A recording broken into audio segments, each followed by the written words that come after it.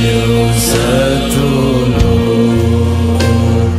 jong lalekake wajib ngaji sapranatane. Kita semua tahu kondisi sekarang ini sudah 1 tahun sebenarnya pandemi ini dan juga belum berakhir. Iya. Pertanyaan saya yang pertama, ini musibah atau apa ini? Ya. Musibah bagi yang tidak beriman. Musibah bagi yang tidak beriman. Nah, kemudian lanjutannya, Allah memerintahkan ketika terjadi musibah atau ketika tertimpa musibah, disuruh mengucapkan innalillah wa inna ilaihi raji'un. Ya, itu bagi yang beriman. Nah, kemudian tadi saya terinspirasi ada kalimat, jikalau kita semua mau mengembalikan segala perkara, segala urusan ini kepada Allah, niscaya tidak ada masalah, tidak ada musibah. Iya. Cukup dengan kalimat wa ilallahi turja'ul umur. Menjadi muhibah. Nah, kemudian bagaimana agar sudut pandang kita yang sementara ini menganggap bahwa sekarang sebagian orang bahkan di mayoritas masyarakat terdampak dengan adanya COVID-19 ini. Bagaimana memandang itu sebagai musibah yang tidak musibah, yang kesadaran melihat musibah itu datangnya dari Allah, kemudian harus bagaimana menyikapinya. Selalu sudut pandangnya harus kebenaran. Sudut pandang kebenaran adalah melihat sesuatu dengan penglihatan Allah atau dari sudut pandang Allah. Artinya meyakini segala sesuatu dari Allah.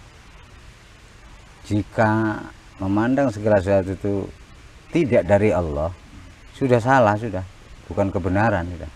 Kalau sudah salah di awal, apalagi di berikutnya. Dalam memandang corona ini, corona bukan ciptaan manusia. Buktinya sak donya gopoh.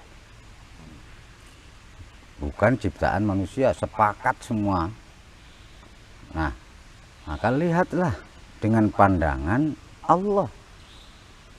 Bahwa apa kira-kira, bagi yang ilmunya kurang ya kira-kira.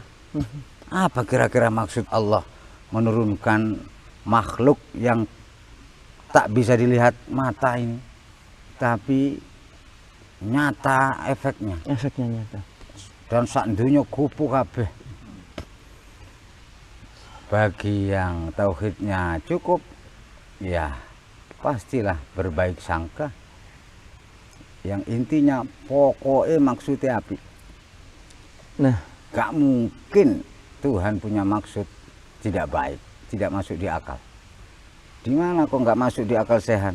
Karena Allah tidak memiliki asma-asma dan sifat-sifat yang tidak baik. Maka perbuatannya pun tidak mungkin bermaksud berbuat ya, maksud dari perbuatan yang menurut kita buruk itu tidak mungkin maksudnya itu buruk. pasti ada sesuatu di balik itu. Yes, pasti. Soal apa? Ya ini keterbatasan pengetahuan kita. Ya. Maka kira-kira, artinya kalau nggak tahu pasti itu, konsep Islam itu wajib husnudon, harus husnudon. Nggak tahu pasti kita. Ya, yang tahu pasti hanya Allah. Ya, hikmahnya minimal para ilmuwan ada riset ya. Nah, Gus, pertanyaan begini Gus. Saya sitir dari pendapat Ibnu Sina ya. Dia mengatakan ya kita mesti Ibnu Sina karena memang nggak ada tokoh filsuf dan kedokteran. Dia mengatakan begini Gus, bahwa sesungguhnya penyakit itu datang karena bukan lemahnya fisik, tapi karena keterkaitan dengan jiwa. Gimana Gus dari sudut dari sufisme?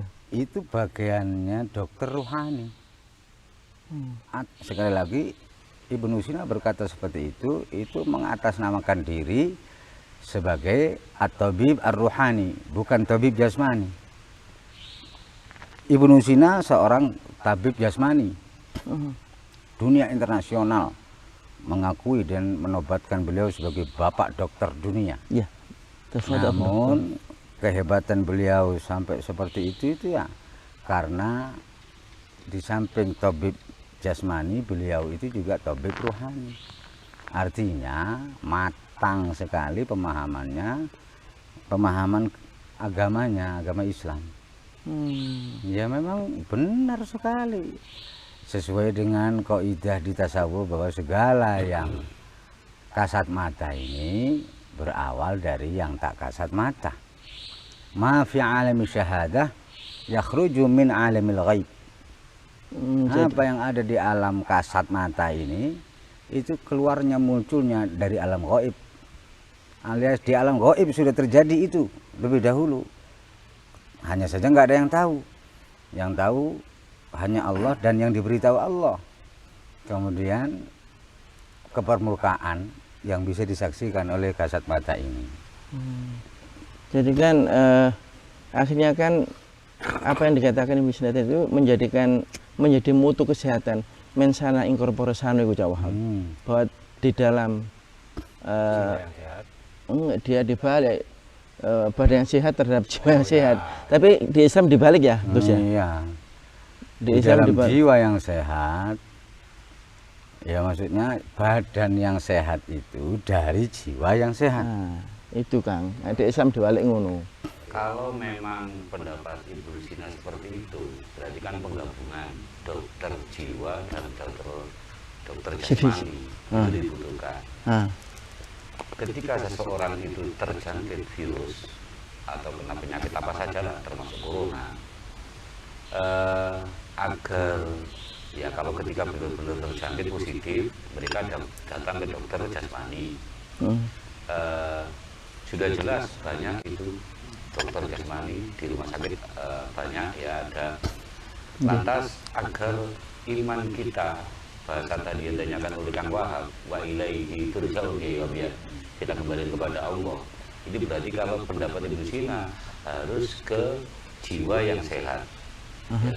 Maka sosok manusia yang kena virus ini tidak hanya datang ke dokter jasmani, juga harus mendatangkan atau datang ke dokter rohani. Apa seperti itu, Gus? Iya, bahkan karena ini belum ditemukan obatnya dan virusnya tidak kelihatan mikroskop, ya alias gaib, ya harus mengutamakan datang ke dokter rohani. Menurut saya sih dia sebelum sakit itu ada kebutuhan jiwa, kebutuhan batinnya yang tidak terpenuhi. Ibaratkan gini, kalau jasmani kita misalkan ada kekurangan air atau ada kekurangan gizi ini atau kekurangan vitamin ini, nah keseimbangan tubuh jasmani ini karena tidak ada sakit. Nah sebenarnya kita semua tahu bahwa ada sisi-sisi kebutuhan rohani kita yang belum terpenuhi, dan itu ada panggilan yang dia tidak segera menjemputnya. Maka yang disampaikan oleh Gus Nizam di lain kesempatan, apa penyikapan yang paling utama? Kembalilah kepada Allah, bertaubat itu. Iya. Nah, bagaimana sekarang? Bagaimana Gus? Seseorang yang sudah tahu kondisinya sudah seperti ini, kemudian dia secara pribadi masing-masing orang, saya yakin tahu ada kebutuhan batinnya, ada kebutuhan ruhaninya dalam dirinya yang tidak terpenuhi. Nah, bagaimana ini agar kesadaran yang seperti ini bisa nyampe ke kita semua, kemudian harus kemana? Kemana lagi kalau bukan ke dokter rohani? Sebagaimana ketika kita sakit jasmani, kemudian kita tidak tahu tentang obat dan cara mengobati, kemana kita?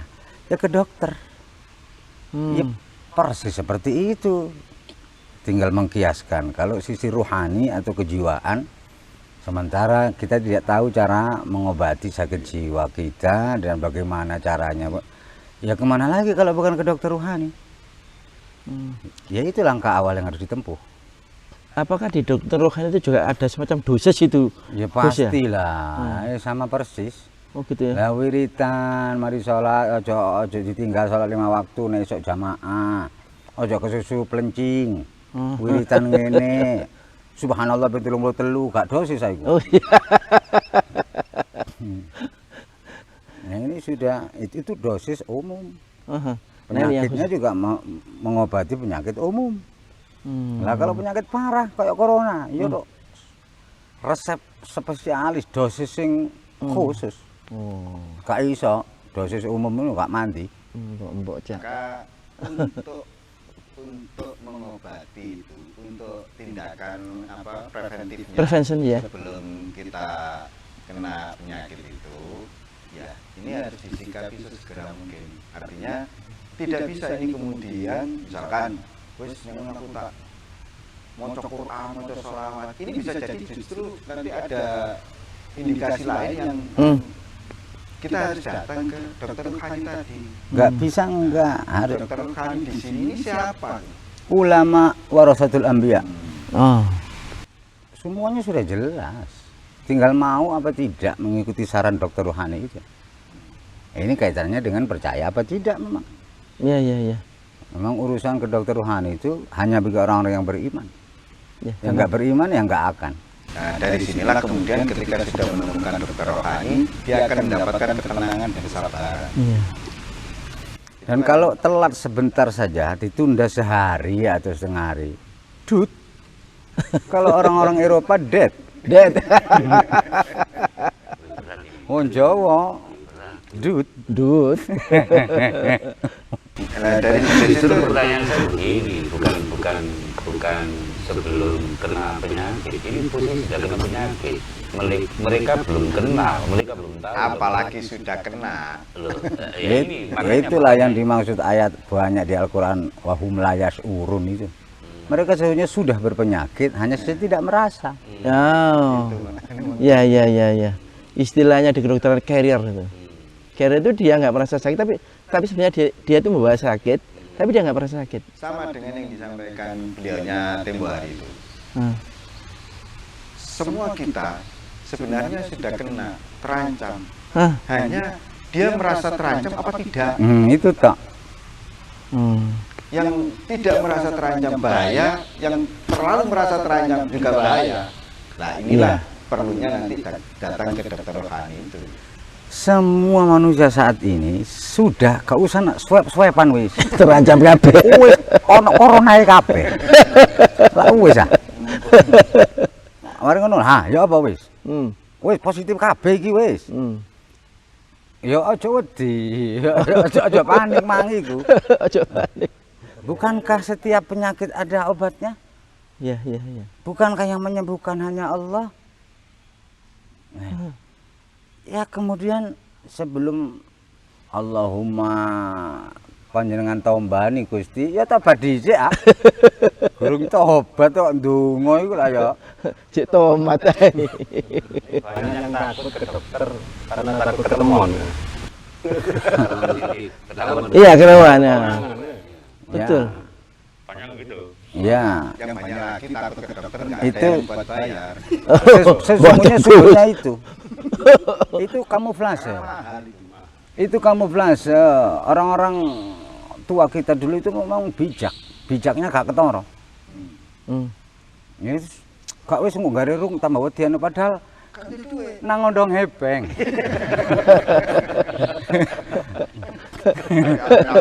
Lelai.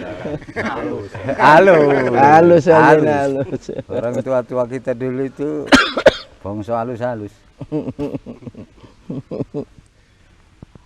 Maka kalau anaknya ngerti kemudian nggak basa-basi, terus ya siap dudono duwike engko anu ngene.